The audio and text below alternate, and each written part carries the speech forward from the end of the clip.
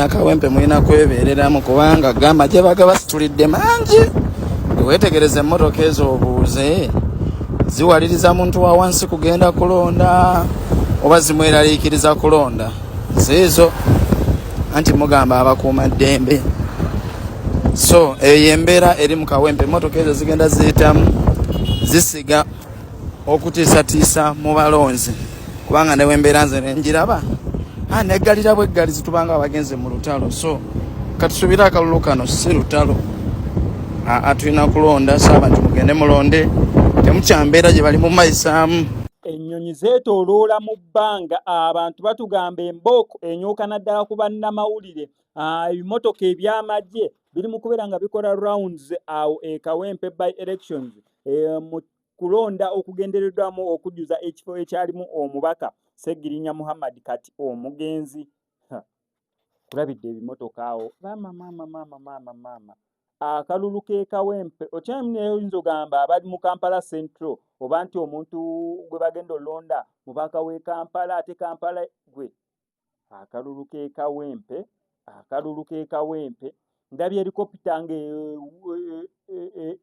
bakiyita bati saga agamba ng'ezunga. Ndabye helikopita mu bbanga ekola rounds mu Kawempe monna evene eno. Ebimotoka eby'amagye, abasajja balina embooko, abasajja balina tear gas. Otunulira embooko ezitwaliddwa mu Kawempe North bagambye ziri 42,254. Okitegeera ze mbooko eziriyo kati we mubeera abakakkamu embooko ezo ziyinza obutakola mulimu gwazo, naye embeera weneesajjuka embooko zandikola tear gas. Bannange obunkenke buli mu Kawempe.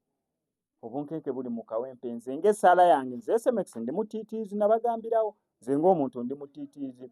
Mbadde nsaba w'olabanga polling station w'olondedde okukuuma akalulu kikulu, naye w'olanga polling station w'olondedde waliwo asobola okukakuuma akalulu gwe ddayo ewaka olinde results ewaka.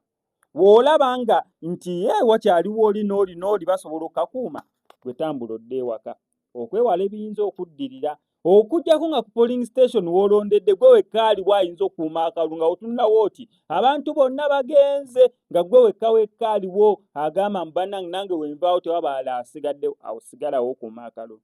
Naye otunatuna ng'olaba abantu we bali abasobola okukuuma akalulu gwe wandigenze ewaka okusinziira ku mbeera eriwo. Nsaba busabi si mu bubi, nze ng'omutiitiizi nsaba, saagala mu nnumba mu comment section nze ng'omutiitiizi ekyo kye nandisabye kubanga embeera